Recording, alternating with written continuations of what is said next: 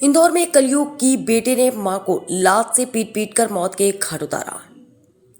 लसूड़िया थाना क्षेत्र स्थित स्कीम नंबर 114 की वारदात 60 वर्षीय गीताबाई पचोर नामक महिला की हुई मौत।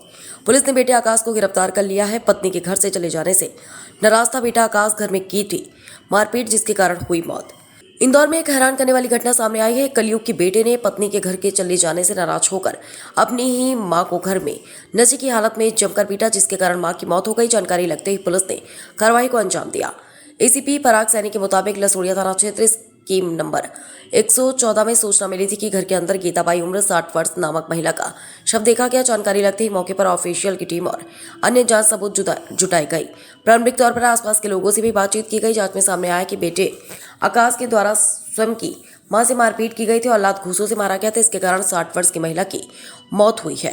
मामले की गंभीरता को देखते हुए बेटे आकाश को तत्काल गिरफ्तार कर लिया गया। प्रारंभिक पूछताछ में पता चला है कि आकाश की पत्नी ममता बुधवार को पारिवारिक विवाद के कारण घर छोड़कर चली गई थी। इसके कारण आकाश काफी नाराज हुआ और इस नाराजगी के चलते उसने अपनी मां के साथ मारपीट की थी। पुलिस ने मामले की हत्या सहित विभिन्न धाराओं में प्रकरण दर्ज करते हुए आकाश को गिरफ्तार कर जांच शुरू कर दी है।